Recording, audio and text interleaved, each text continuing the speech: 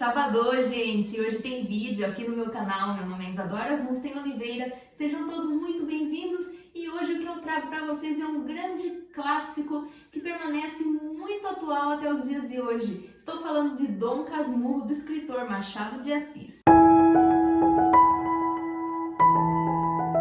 Bom, e antes de começarmos a análise desta grande tragédia do ciúme brasileira, como muitos aí vão entender, vamos falar um pouquinho sobre o escritor Machado de Assis, que é muito consagrado, é considerado um dos maiores escritores brasileiros de todos os tempos. Machado de Assis tem uma linguagem muito específica, tem uma linguagem irônica, ele é considerado mesmo um grande gênio literário. Bom, Machado de Assis teve uma vida muito fácil? Não.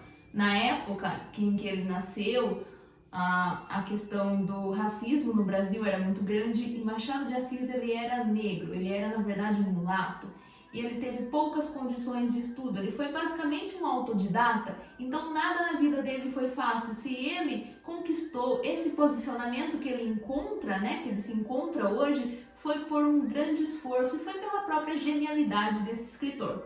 Falando então de Dom Casmurro, que é considerada uma das principais obras desse escritor, uma das obras mais aclamadas, que traz aquela famosa questão: será que Bentinho foi traído ou não pela Capitu? Bom, isso a gente não sabe e talvez a gente nunca saiba, porque quem tem essa resposta mesmo já é o finado Machado de Assis.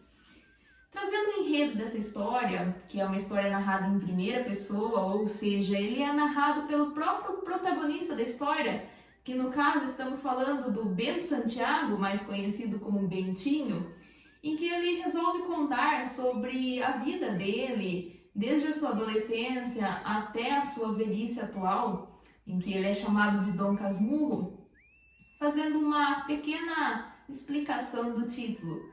Dom Casmurro, o que significa Casmurro? Casmurro é aquele cara chato, aquele cara ranzinza, aquele cara que é considerado o chatão aí, entendeu?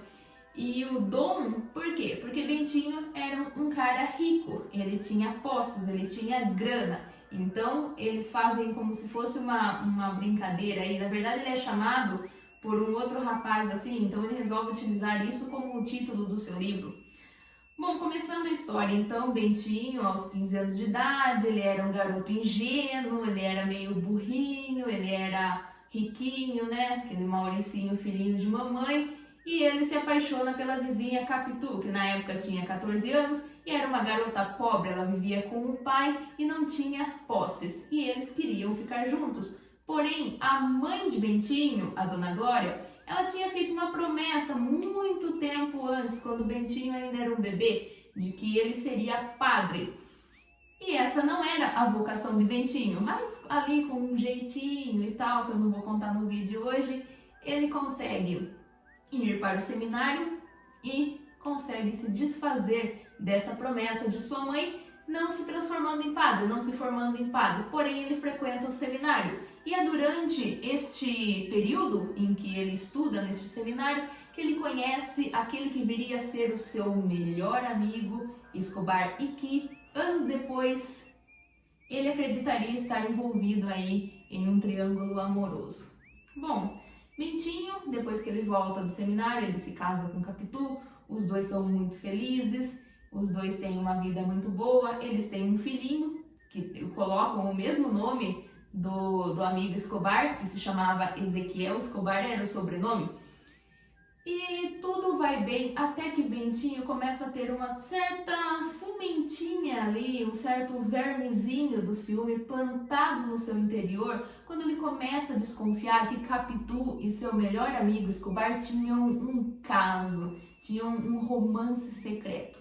E tudo fica ainda mais evidente para ele, pelo menos na cabeça dele, quando o Escobar ele acaba morrendo em um acidente e ele vê que Capitu se sentia extremamente mal por isso, estava chorando a morte do seu amigo. É então que ele tem total certeza. E que vai se intensificando também quando ele começa a notar uma certa semelhança de seu filho com o amigo. Ele olha para o filho e vê que ele é a cara do Escobar. Aí ele não tem mais dúvidas. Com culminando então na separação do casal. Bom, Capitu traiu ou não traiu Bentinho? O que você acha dessa questão? Bom, não podemos saber, isso a gente não pode tirar essas conclusões nunca. Por quê? Porque não temos em nenhum momento nesta obra a confirmação se Capitu traiu ou não Bentinho. Ela disse que não, ela dizia que não, porém estamos vendo o ponto de vista de um narrador extremamente ciumento e que estava totalmente convencido da traição da esposa, porém ele não tinha nenhuma prova, ele não tinha nenhuma questão concreta que pudesse incriminar a esposa e dizer que ela realmente teve um caso com o Escobar. Será que Bentinho, ele, por ser um homem triste e amargurado e talvez até um pouco intimidado, porque Capitu era uma mulher muito pra frente, né? Ela era uma mulher muito esperta, era uma mulher de atitude, coisa que não era bem visto nessa época do século XIX. Será que ele não se sentia um pouco intimidado por ter uma mulher tão bem resolvida do lado?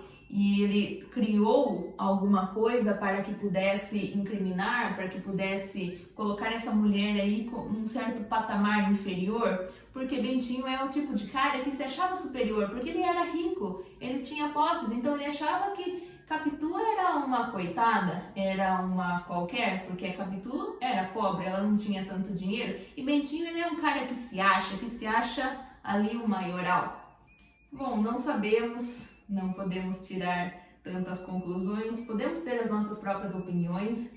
Eu, particularmente, enquanto professora Isadora Zunsten Oliveira, acredito que Capitu não traiu Bentinho, que Bentinho ele foi ali plantado nele uma certa sementinha da dúvida, que é inicialmente passado para ele através do seu colega de infância, podemos dizer assim, era o agregado que vivia na casa dele, o José Dias, que dizia que Capitu ela tinha olhos de cigana oblíqua e dissimulada, ou seja, dizia que Capitu ela tinha uma outra face, como se ela vivesse com uma máscara que aparentasse ser uma boa moça, mas na verdade ela era uma garota perversa.